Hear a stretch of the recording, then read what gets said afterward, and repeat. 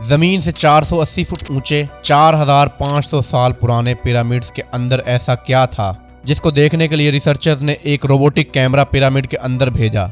एक जगह पर आकर कैमरा रुक गया क्योंकि अब इसके सामने पत्थर का एक स्लैब था। रिसर्चर्स का मानना था कि इस स्लैब के पीछे जरूर कोई ऐसा राज छुपा है जो पिछले 4500 सालों से इधर दफन है। ये राज इनको हर कीमत पर जानना था, इसलिए उन्होंने रोबोट के आगे एक ड्रिल मशीन लगाई जिसने इस पत्थर के स्लैब में एक बारीक छेद कर दिया। अब इस छेद के अंदर एक कैमरा भेजा गया जिसने स्लैब के उस पार एक ऐसा मंजर देखा जो पिछले 4500 सालों से किसी ने भी नहीं देखा था।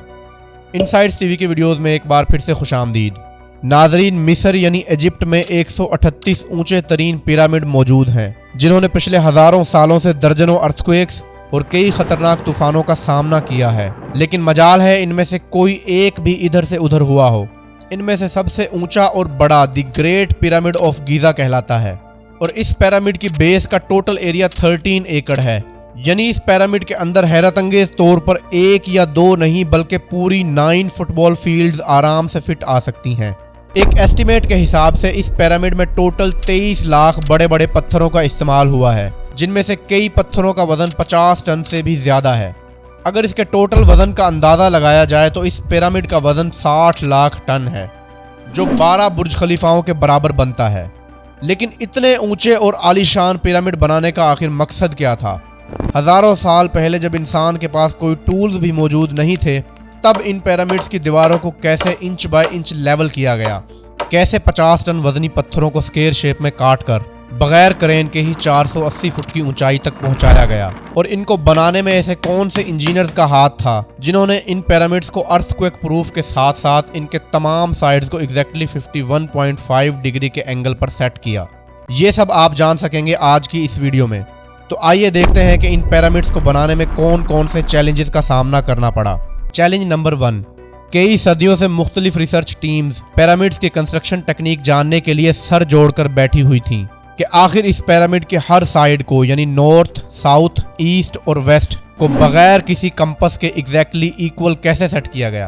कई एक्सपर्ट्स का मानना है कि इस टाइम के आर्किटेक्चर ने सबसे पहले एक ऐसी जमीन तलाश की होगी जो लाखों टन वजनी पत्थरों का वजन झेल सके। इसके बाद पोलर स्टार्स यानी वो स्टार्स जिनकी मदद से जमीन के पोल्स का पता चलता है, इनकी मदद से पिरामिड्स की हर साइड को मार्क किया गया। ना कोई कंपस और ना ही कोई ऑप्टिकल इंस्ट्रूमेंट, सिर्फ इस बेसिक टेक्निक से हजारों साल पहले इस पिरामिड की डायरेक्शन सेट की गई और वो भी 0 एरर के साथ। Challenge number 2। अगला चैलेंज था जमीन को लेवल करने का, जिसमें 13 एकड़ की जमीन पर इस पिरामिड को बनाना था। इसका लेवल अगर थोड़ा सा भी आउट होता तो 23 लाख पत्थरों के इस पहाड़ का खड़ा होना बिल्कुल भी मुमकिन नहीं था। अब इस जमीन का लेवल करने के लिए इस टाइम के इंजीनियर्स के पास ना ही कोई लेजर लेवल था और ना ही बबल लेवल। एक्सपर्ट्स का मानना है कि कंस्ट्रक्शन साइट के चारों तरफ खुदाई करके पानी डाला गया होगा और फिर एक साइड के पानी के लेवल से दूसरी साइड के पानी के लेवल को मैच किया गया होगा। जो जमीन का हिस्सा पानी के लेवल से मैच नहीं कर रहा होगा, इसको छेनी या हथौड़े की मदद से काट कर लेवल किया गया होगा। कई एक्सपर्ट्स का मानना है कि एंशिएंट इजिप्ट ने इस सिंपल टूल का इस्तेमाल किया होगा जिसकी दोनों साइड्स पर लकड़ी और इसके ठीक सेंटर पे एक रस्सी से पत्थर बंधा हुआ है। अगर पत्थर जमीन से टच हो गया और इसकी रस्सी ठीक सेंटर लाइन पे आ रही होगी तो इसका मतलब है कि बीच की जमीन परफेक्ट लेवल पर है। Challenge number 3। अब पिरामिड्स की कंस्ट्रक्शन साइट पर डायरेक्शन भी सेट थी और मार्किंग भी हो चुकी थी और जमीन का लेवल भी सेट था। अब बारी थी कंस्ट्रक्शन स्टार्ट करने की, जिसके लिए लाखों टन वजनी बड़े बड़े पत्थर रिक्वायर्ड थे। लेकिन ये पत्थर काटने के लिए ना ही उनके पास ग्राइंडर थे और ना ही जैक हैमर। लेकिन फिर भी उन्होंने 50 टन वजनी पत्थर काटे। ना सिर्फ ये पत्थर काटे बल्कि इनको स्क्वायर और रेक्टेंगल शेप भी दी। जी हाँ, यही वो सिर्फ एक टूल था जिसकी मदद से पत्थरों को काटा गया। एक्सपर्ट्स का मानना है कि पिरामिड के कंस्ट्रक्शन पे इस्तेमाल होने वाली छेनी सिर्फ कॉपर से ही नहीं बनी थी, क्योंकि इनको भी ये बात मालूम थी कि कॉपर नरम होता है और पत्थर नहीं काट सकता। इसलिए इसमें एक केमिकल आर्सेनिक भी इस्तेमाल किया गया। कॉपर और आर्सेनिक से बनाई जाने वाली छेनी लकड़ियों के हथौड़ों से पत्थरों पर ठोकी जाती थी और कई घंटों की मेहनत के बाद बड़े बड़े पत्थर शेप में लाए जाते थे। Challenge number 4।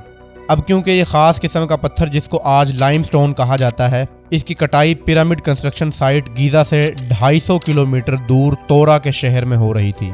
अब मसला था ये पत्थर गीज़ा तक ट्रांसपोर्ट करने का।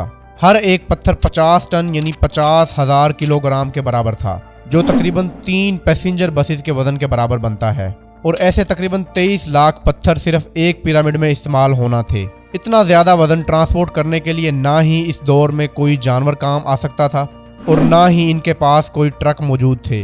हत्ता कि अगर आजकल के जदीद दौर में भी ये काम करना पड़े तो ट्रांसपोर्ट कंपनीज को अच्छा खासा टाइम लग जाएगा। हैरत अंगेज तौर पर यह काम वर्कर्स और कश्तियों की मदद से किया गया। जी हाँ, तूरा और गिजा के दरमियान में मौजूद रिवर का फायदा उठाया गया और बड़ी बड़ी कश्तियों पे पत्थर लाद कर पिरामिड साइट पर पहुंचाए गए। एक्सपर्ट्स का मानना है कि ये काम इतना आसान नहीं था।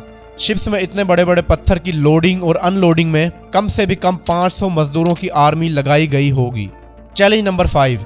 जो एक्सपर्ट टीम पिरामिड की कंस्ट्रक्शन पर रिसर्च कर रही थी, उनको अब अपने कई सवालों के जवाब मिल चुके थे, लेकिन एक बात उनको हर वक्त सता रही थी कि लाइमस्टोन कट भी गए और ट्रांसपोर्ट भी हो गए और कंस्ट्रक्शन के दौरान इनको एक के ऊपर एक लगाना भी शुरू हो गए। मसला ये था कि पत्थर आखिर इतनी ऊंचाई तक कैसे पहुंचाए गए।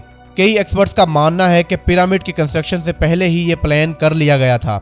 या तो ये स्पाइरल ट्रैक के जरिए ऊपर गए होंगे या फिर जिगजैग के जरिए से, लेकिन ये बात तो तय है कि 50,000 किलोग्राम के पत्थर ऊपर मजदूरों की आर्मी की मदद से ही खींच कर गए होंगे। Challenge number 6।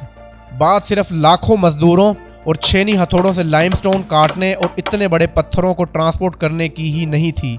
इस पिरामिड के अंदर कंपार्टमेंट्स और इनके अंदर जाने का रास्ता और कई छोटी छोटी सुरंगें भी बनाई गई थीं। बाकी सब चीज़ें तो ठीक थी, लेकिन एक चीज़ एक्सपर्ट्स को हैरान कर गई और वो ये थी कि अंदर के अपार्टमेंट्स में जो पत्थर इस्तेमाल हुआ था वो लाइमस्टोन नहीं बल्कि ग्रेनाइट था। जी हाँ, ग्रेनाइट एक ऐसा पत्थर है जो डायमंड के बाद दुनिया का सबसे सख्त तरीन स्टोन माना जाता है। आजकल के मॉडर्न दौर में भी ग्रेनाइट बड़े बड़े ग्राइंडर्स की मदद के सिवा काटा ही नहीं जा सकता।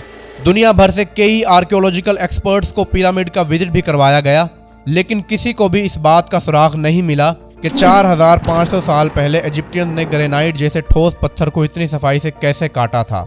आखिरकार कई सालों के बाद एक्सपर्ट्स ने इस मिस्ट्री को भी सॉल्व कर दिया। इजिप्टियन ने ग्रेनाइट को एक ऐसे आरे से काटा था जिसके दांत नहीं थे। जी हाँ, बगैर दांतों वाले इस आरे के दोनों साइड्स पर वजन डालकर इसको ग्रेनाइट पर चलाया जाता था और बीच में बजरी डाली जाती थी।